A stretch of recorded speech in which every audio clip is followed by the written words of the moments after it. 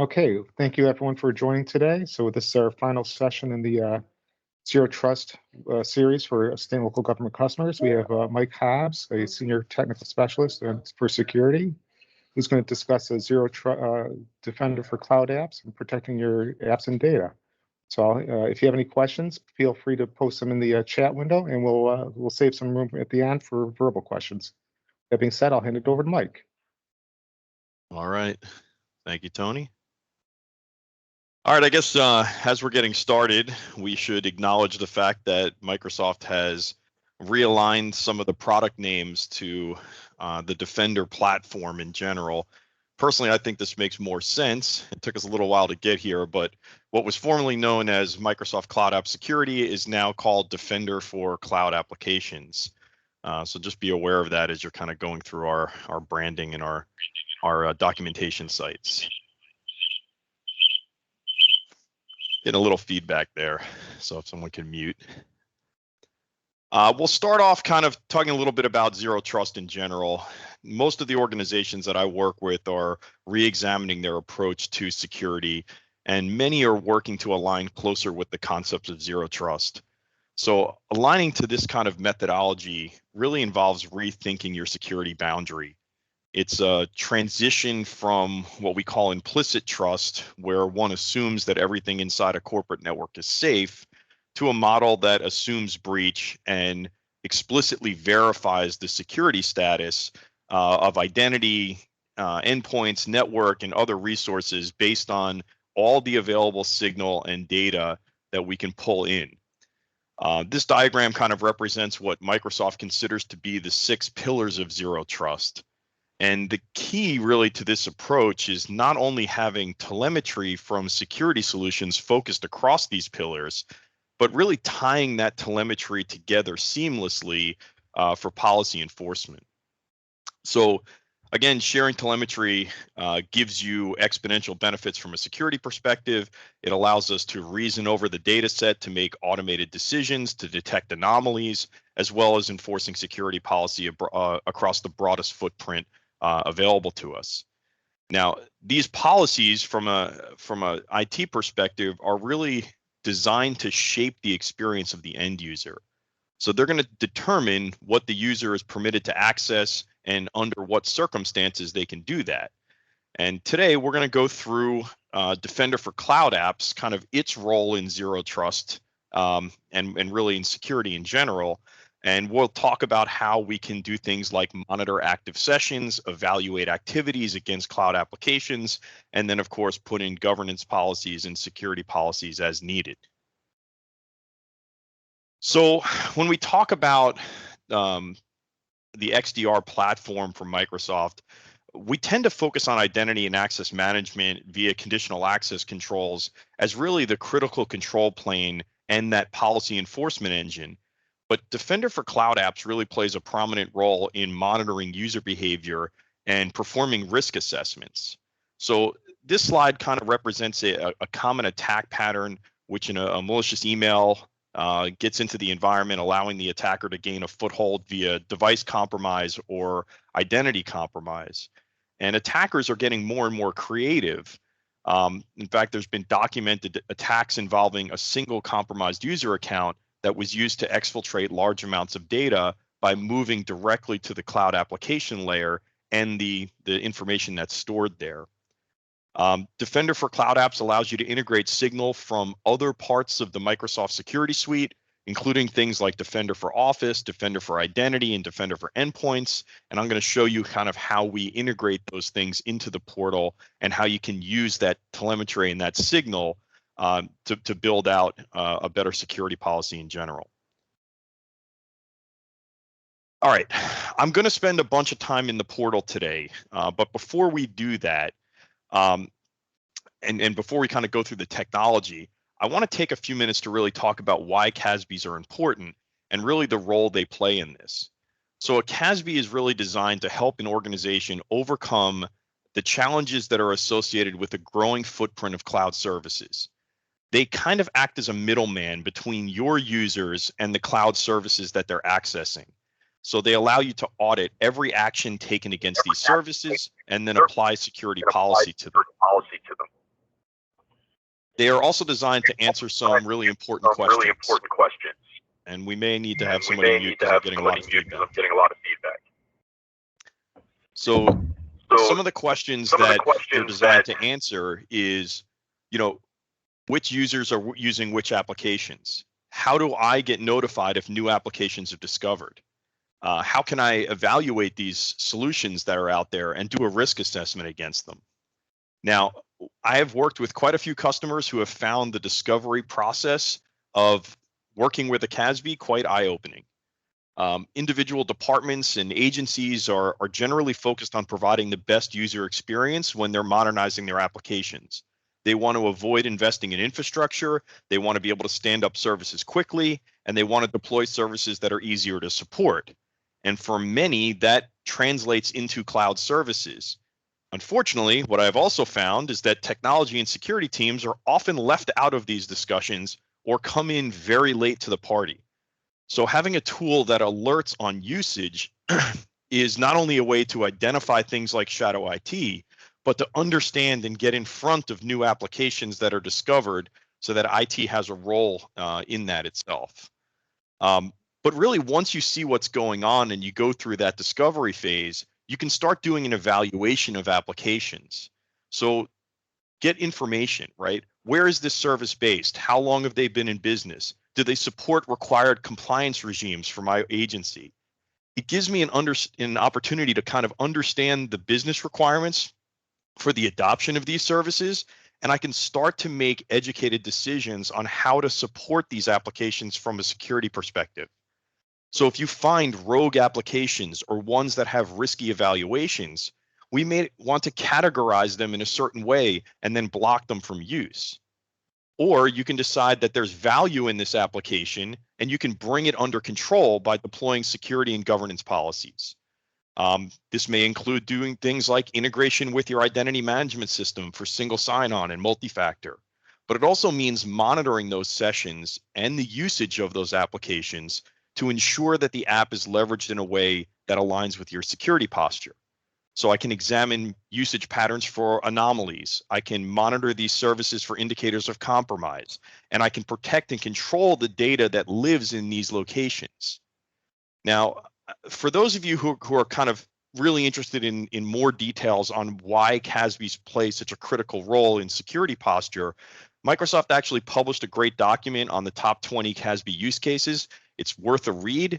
It's actually linked on this slide, or you can simply do a quick web search to find it. All right, so again, I talked about some questions that we wanted to answer and how CASBs kind of help doing that. But in order to properly answer those questions and then deploy controls, the system not only needs powerful discovery capabilities, but it needs to integrate with things. And one thing I want to be really clear about, Defender for Cloud Apps is not a Microsoft solution designed for Microsoft products. Yes, we have integrations into a lot of our own solutions, including Office 365, but it's really designed to give you visibility and controls across your entire ecosystem of applications. And you can kind of see that on the screen here. So one of the goals of the XDR platform is to simplify those integration points. There's that saying out there that complexity is the enemy of security. Well, Microsoft's goal is to help you simplify and provide unique capabilities that stem from that shared telemetry. So this allows you to do things like start at the authentication layer with Azure Active Directory, make it easy for your users to integrate with your applications with things like single sign-on and self-service password reset. Then ensure those applications are evaluated for risk and then enforce controls such as multi-factor, right? Utilize device management capabilities to understand not only if the device is corporate or if it's personal, but understand if it's compliant with baseline policy. And you can even include telemetry from the device layer, security tools like Defender for Endpoint, EDR technology, vulnerability management, so we can ensure the device is free of malware or other risks before we allow it to connect to our cloud application sets. And finally, we can kind of extend your risk assessment to your on-premise applications and your AD environment, so you can determine if the account is showing indicators of risk even as it works against ADFS and against your local AD environment. So the goal of all this, again, is the more telemetry we can bring into your decision tree, the more confidence we gain regarding service access and usage of those services. All right, so I'm going to jump into the portal here in a second. Really what I wanted to kind of get across here is that the initial value that CASB brings involves understanding risk and discovering usage. So first and foremost, CASB solutions are designed to provide visibility. So what am I dealing with here? And what do I know about these applications? And then once I have that, then I can go use that information to do a risk assessment. So I can understand usage patterns and I can understand risk. And I'm going to show you that in the portal here just in a second. And this allows you to then make educated decisions on the next steps, which could lead to you blocking access to a specific app or a specific subset of applications, or bringing it under tighter management and enforcing policy. All right, let me jump into the portal here and let's kind of see what this thing looks like. So I always like to start here up in the settings here.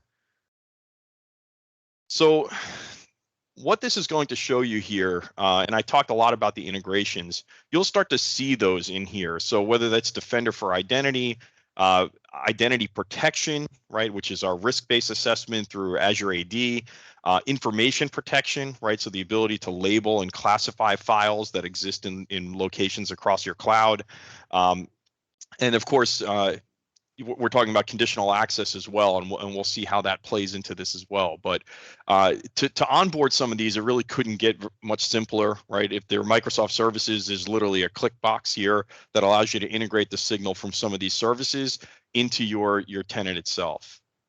It's also a good idea to understand here how data actually gets into the system.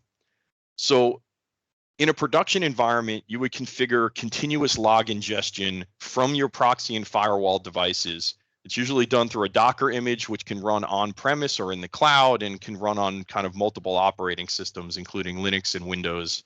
There's a bunch of information in our documentation around that. Now, this brings up an interesting challenge, especially around modern day, right? Unless you require all your users to work from managed devices that force traffic back through your firewall or your web proxy, you are going to have gaps in your data stream. And this is becoming more and more common now as users work from home and various networks and various devices. So one of the integration points inside the platform is with Defender for Endpoints, right? So when you deploy Defender for Endpoints, you have the ability to send security telemetry regarding cloud application usage from the device directly to Defender for Cloud Apps. This means that the endpoints themselves are reporting cloud app usage directly to the CASB. This not only gives you visibility to everything that's happening on those devices, but allows you to enforce security controls even if the device is connected to a personal or a public network. And you can see that up here through this enforce app access, which in my demo tenant is not currently turned on.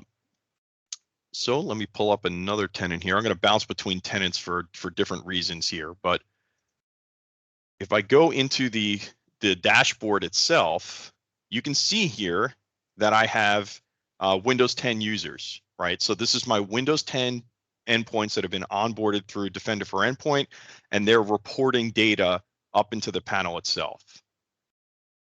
So back to my environment here, if I go to the dashboard, I don't have any endpoints in here, but I do have a pretty robust report up here with a lot of data. So the dashboard itself is really our landing page, right? This gives you a summarized report of the top applications, the top categories, right? We can filter this down in a variety of ways by users and traffic and IP address, just to give you a good idea of kind of the overview. There's a risk widget here that'll kind of give you a quick view into areas of focus, right? Where do we see the most risk based on which apps are being accessed, those type of things. But as I dive into the Discovered Applications tab here, this allows me to really drill into the data around what was discovered. And I can even look at specific categories. So I see that I have 40 different cloud storage applications being used by the environment. And again, the default view gives you things like the amount of traffic, the users, unique IP addresses, those type of things. But the also interesting thing is here, if I expand this, and I'm just going to pick on Mover here, I can now look at a risk score. So Microsoft in this case is risking Mover as a fairly strong application. In fact, a 10 in terms of the security telemetry we're getting back from this. So it supports things like it's patched for Heartbleed. It supports TLS 1.2. It's protected against drown. Look at all the compliance regimes that this particular application meets.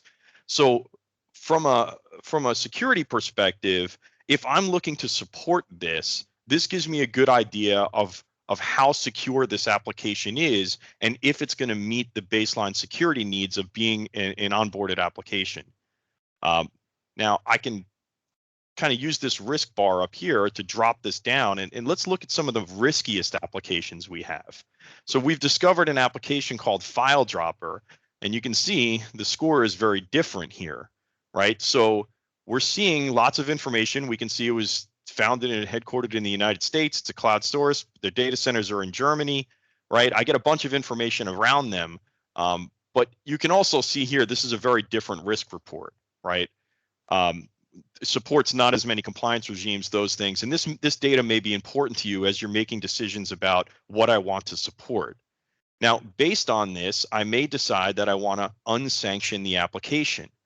So doing this tells the endpoints and your firewalls, you can actually direct integrate some of your firewalls, or you can create block scripts, but unsanctioned applications can then be either blocked at the endpoint or blocked at your firewall or your proxy solution, right? So we're going to unsanction it once, and either through automation or a manual process, you're going to turn around and block this for all your users on all your devices.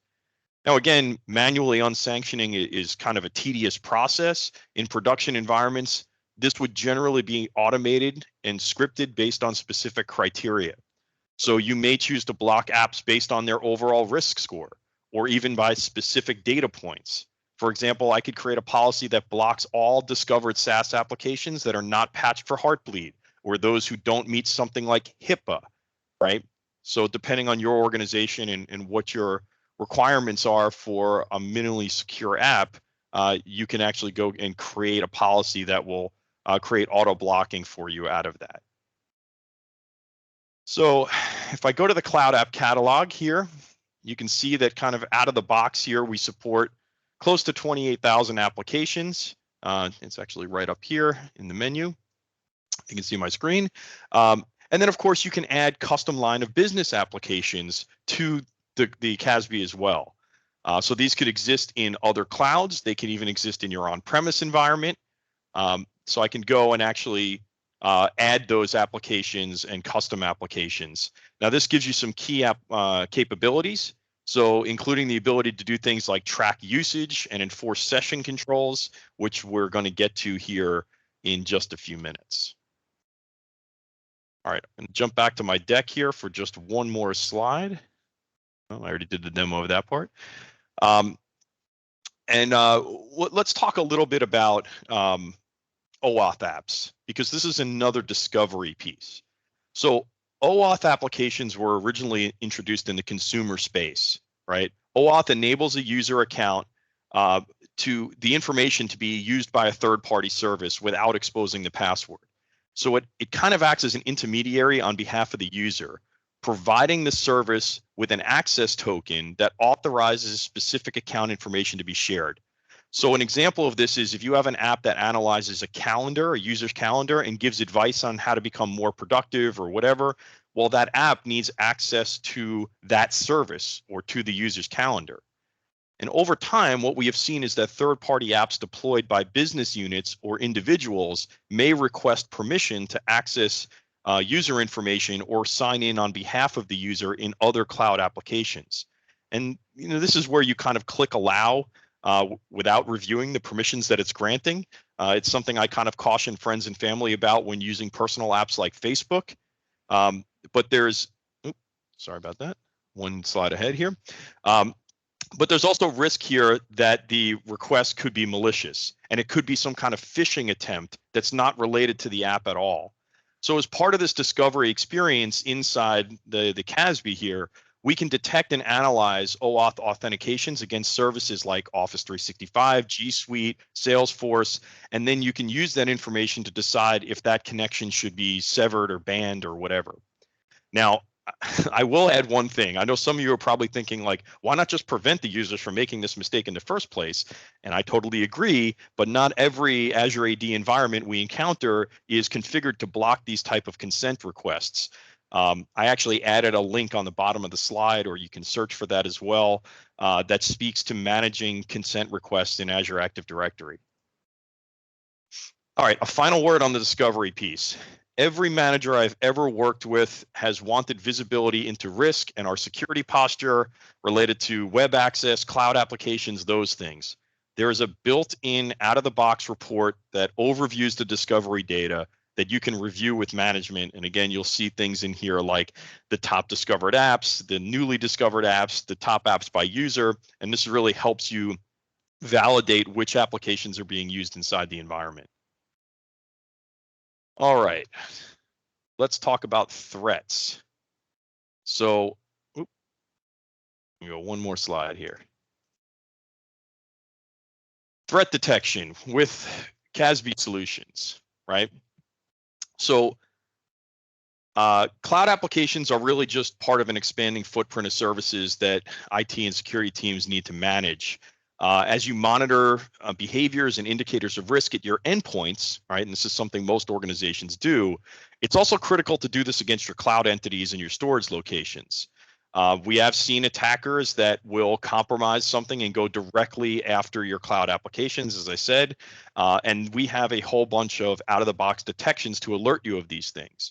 So this could be abnormal activity, such as, let's say, unusual file activity, maybe a mass download event from one or more of your connected services, or an unusual sharing event from one of your cloud storage locations. Abnormal email activity could be something else that we can trigger off of. So an example would be email forwarding out to an external account like a Yahoo address, or a suspicious inbox rule that's designed to delete messages, right? We're also starting to look at abnormal usage patterns from a user perspective.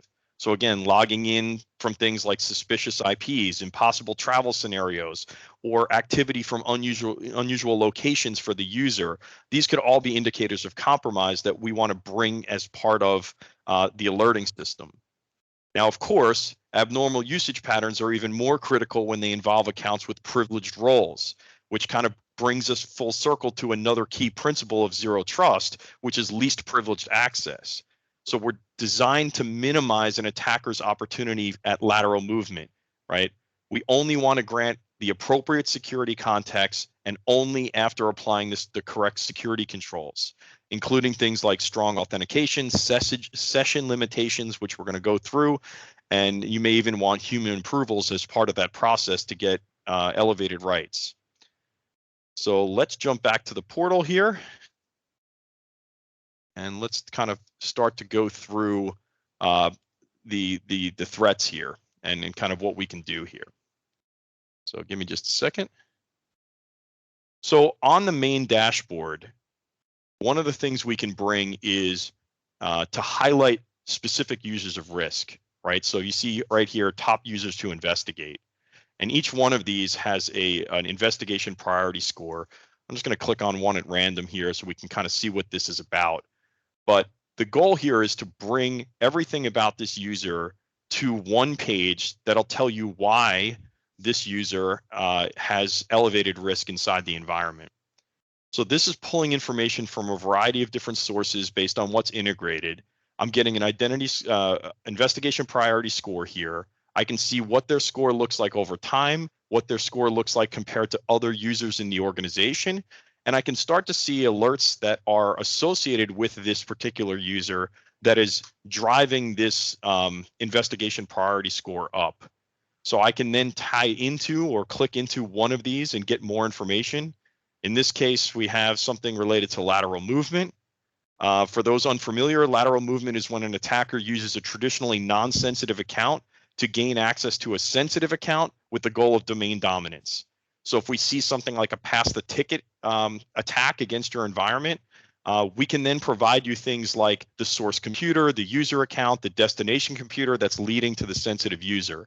And there's a lot of great information around lateral movement with Defender for Identity, which is integrated here in terms of how you would go and investigate these type of alerts. We bounce back to the user here. There's actually an entire lateral movement paths piece in here where we can actually see how a user or how an account can be moving across your environment and kind of where your risky paths are. In fact, to even risky or elevated users with more rights throughout your environment. The other thing I wanted to show you here is this devices link. I'm going to click on here. This is another integration into Microsoft's endpoint protection solution. So as an analyst, I can now easily pivot to the device layer and continue any type of investigation. So here I can see that there's multiple devices that this account has logged into. One thing I should point out here, it's a little grayed out because I'm on another page, but you can see that this account that we're looking at as a domain admin is also tagged as a sensitive resource. But I have the ability now to see, hey, these are the devices they've been accessing. This user's a local admin on both of them. And if I click out into the device itself, it's actually going to pivot me into the Defender for Endpoint solution. Now, we've done, as part of this webinar series, deeper dives on Defender for Endpoint. So you can go back and watch those. All of these are recorded. So I'm not going to spend a lot of time in this portal today, but I did want you to see that we also are getting this risk scoring, and then we're going now pivoting to the endpoint layer where I can learn different things about the endpoint itself, look at the alerts associated with this particular device now, because we're on a device page, and then even get software inventories, discovered vulnerabilities on this device, and then security recommendations about how to harden and patch this device are all part of this Defender for Endpoint solution here. Taking a bit to load, but you get the idea of kind of, how we can kind of pivot an investigation out of a user alert, especially around what their activities are, into the device layer as well as part of your investigation. So I'm going to pivot over here to the Investigate tab. Now, the activity log provides us with a window into every action that's taken against your connected services. So out of the box, we're giving you a set of queries, and they're up here, right, to help you filter the data set. So as an example, I'll click on this top one, admin activities here. So I can filter on just about any data point. You can save and build your own queries here. There's actually a robust community on GitHub dedicated to MCAS playbooks and queries and filters to build from here. But again, I'm seeing now any administrative activity against my services will show up here, and I could further filter this by different sets of services. But this is very impactful and helpful when trying to understand what actually has changed inside one of my connected services, for example. The Files tab is going to give me something similar to the activity log, but this gives me an audit log and query capabilities across the files inside my connected applications. So example, I can come up here for a query and choose public and external files. And this one is going to show me files that are open shares or shared publicly, right? Now, you can also see here that I have a policy matching to this particular file here that Megan kind of has shared. And if I click on that, I will see that we have an alert coming here. Oop, that's not really what I wanted to do. Give me 1 second. But I wanted to basically show you here that this is going to allow me to expand this. I'm going to get a redacted piece that shows me what information is in that file and that this is currently shared publicly. So again, interesting here. If I have the rights, I can actually go to the file, I can get more information. And as you'll see in a minute, I may want to put in a policy that triggers off the fact that we have sensitive content in one of our cloud services, which is going to allow me to take governance actions by either quarantining the file, removing external sharing. There's a bunch of different things we can do, including adding things like a sensitivity label to the file, which may also have rights protection associated with it. So if I jump back to my tenant here, I have a little bit more control in this environment, and I go out to policies. This is really where you can see some of those out-of-the-box policies that I talked about earlier. And again, they're in different categories here. But again, things like suspicious inbox forwarding, impossible travel, and many others are kind of going to be built into the platform itself. We can also see here that that on-premise indicators of compromise, such as SAMR reconnaissance and pass the ticket and pass the hash attacks, will show here based on other integrations we have to the platform. I'm going to basically come up here and show you a one I created myself here. So this comes out of my environment here. A file containing PCI is detected in the cloud. And I just want to show you how we kind of build this out. So basically what I'm doing is I'm selecting, in this case, all of my connected apps, Salesforce, I have Office 365 in here, I have Google Cloud in here. This could be a variety of other ones. And I'm saying if the inspection method is going to be built in, so this has built-in DLP, and I'm going to be looking for credit card numbers. And if that happens, I want to create an alert, which you'll see down here on the left. It shows up in the alerts. And then again, I can do some other alerting here. I can do Power Automate, which is going to give me the ability to create just about any type of complex playbook that I want to run a series of actions, for example.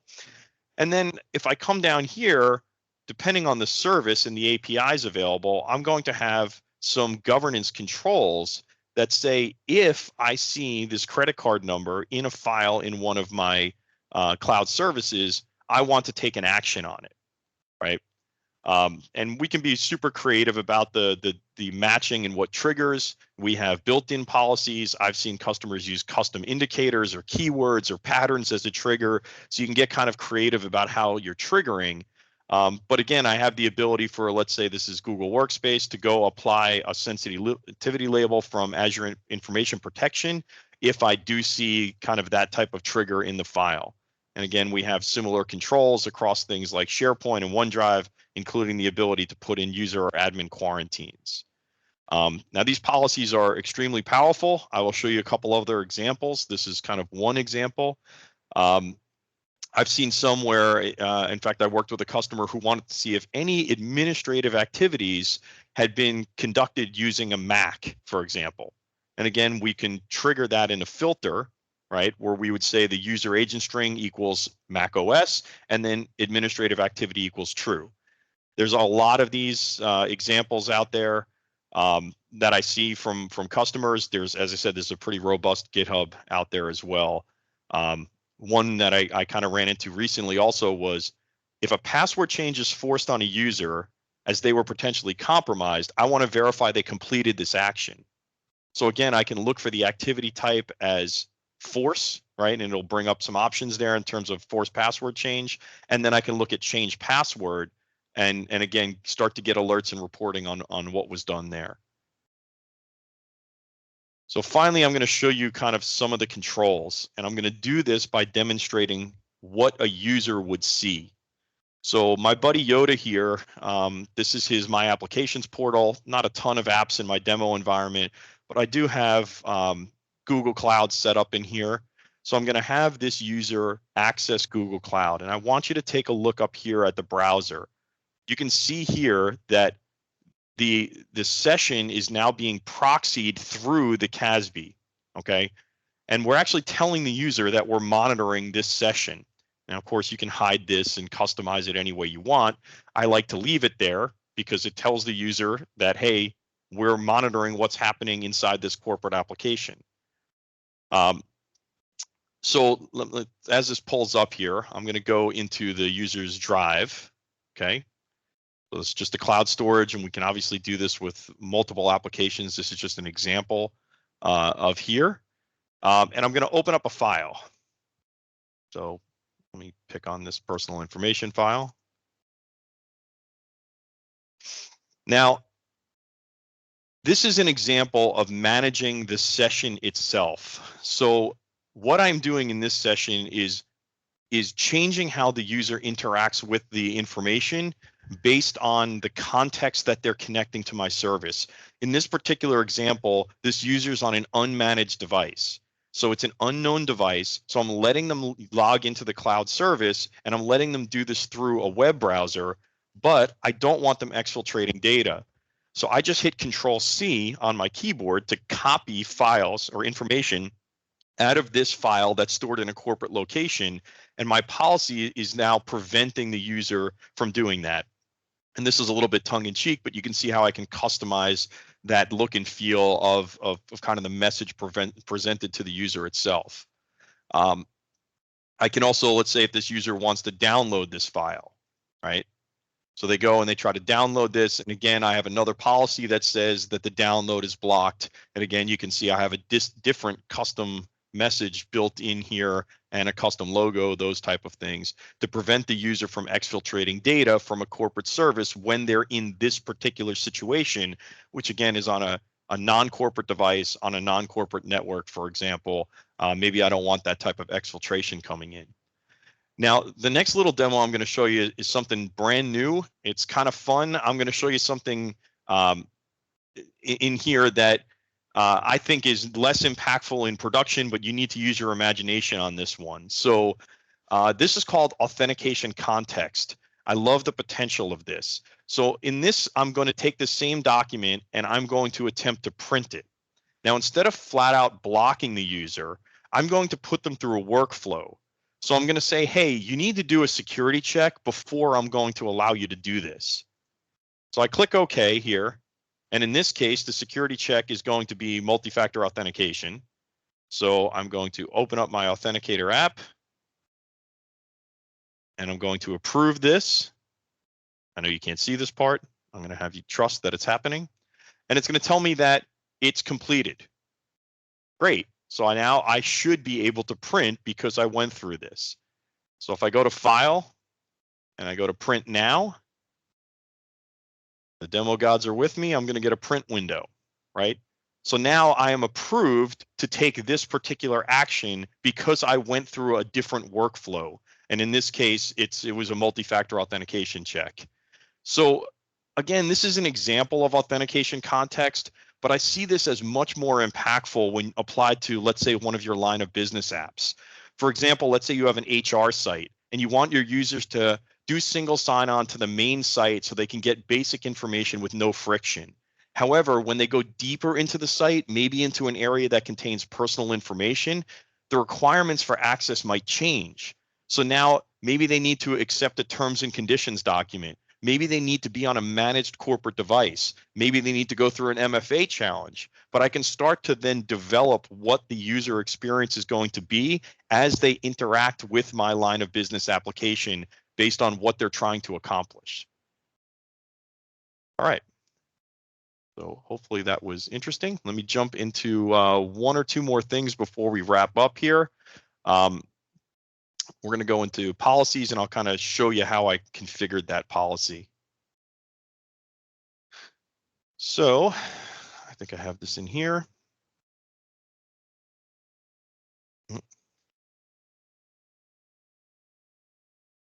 There we go. So here's the session policy that I had created, right? I'm going to, in this case, block downloads from unmanaged devices. That was one of the ones that we kind of went through in the demo scenario. So in this case, I have a policy that targets Google Cloud App, right? In this case, I'm targeting specific users. You don't have to do that. And then I'm triggering this policy if the device isn't compliant, right? So I can say if it doesn't have a valid certificate, if it isn't hybrid Azure AD joined or Intune compliant, meaning it's not a corporate device, right? Then I want to do something like block. And there was the custom block message that I put up on the screen as part of the demo. And we went and created an alert, which will show up down in this alerts tab right here. Now, so Mike, we've got a question in the window. So someone's asking, Nicole's asking, can the security policy be circumvented if someone uses Snapshot software? Snapchat, meaning Snapshot. Oh, yes. So keep in mind, right?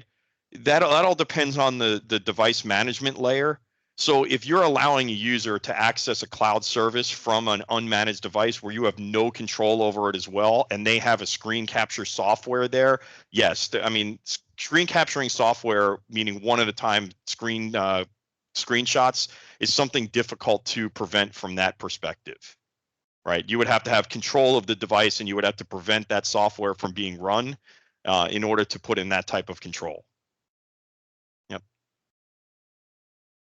So I kind of want everyone to or think a little bit about that flow. Instead of blocking the download, I could require that instead of doing that, we protect it.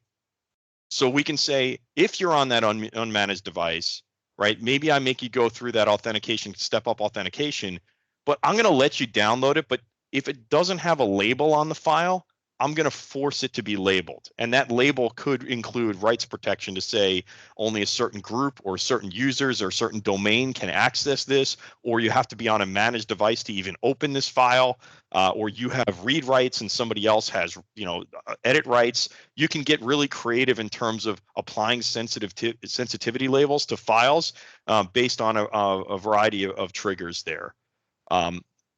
So I'm going to look at the same policy, but I'm also going to flip the script a little bit. So if you look up here, the sensitive control type here was control the file download with inspection, but I have some other choices here, right?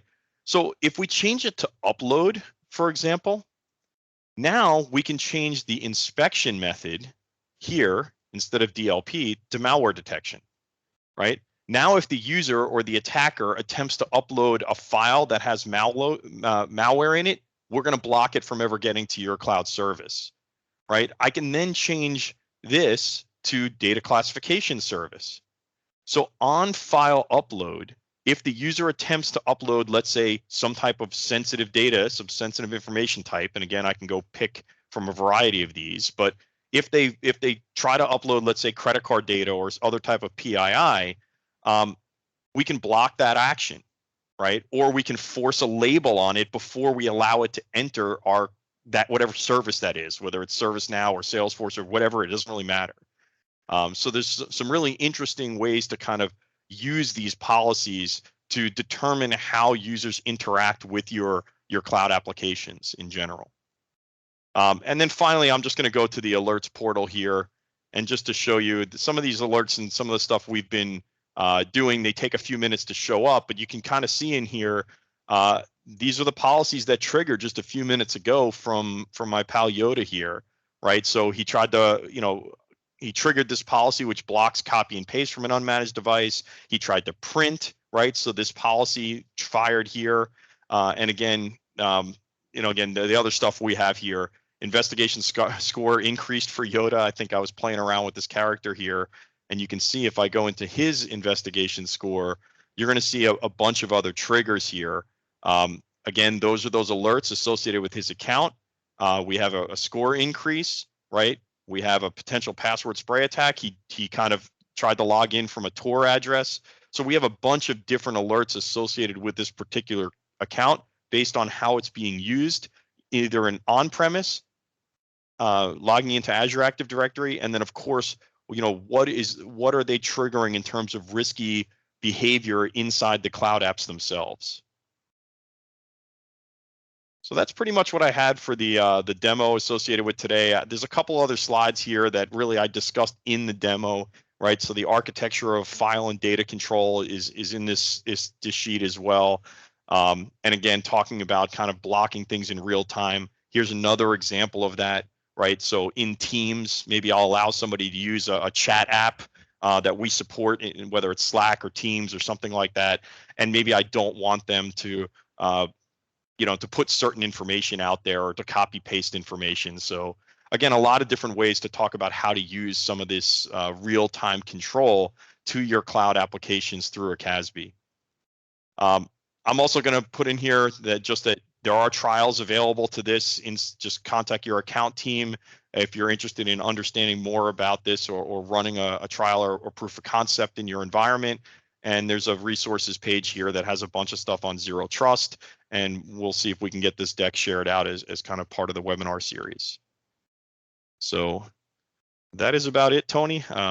If there's any other questions, if we have a few minutes, I will try to answer whatever we can on the fly here. And if not, everyone enjoy the rest of your week. There are no questions in the chat window, so if anyone has a question that they want to ask, feel free to either take yourself off mute or enter it in the chat window. And we still have about 5-10 minutes left, so fire away if you're interested.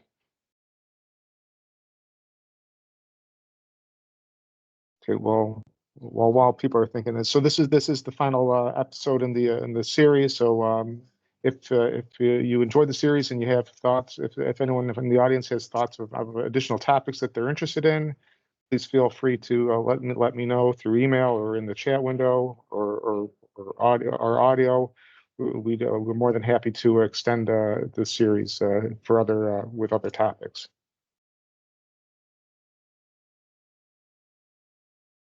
Yep. And then Tony, I think the only other thing I'll add is I think the entire series was recorded and they're being posted out. I think in this chat window and also on YouTube, if I believe. Yes, we have a Modern Work SLG YouTube channel, and it's in the invitation and the reminder emails as well. Awesome. Okay. Well, thanks, Mike. That was fantastic. A great job as always. And to the audience, thank you for attending. We appreciate you giving us the time in your day to watch these to be part of these webinars, and have a happy Thanksgiving. Take care. Thanks, Tony. Thanks.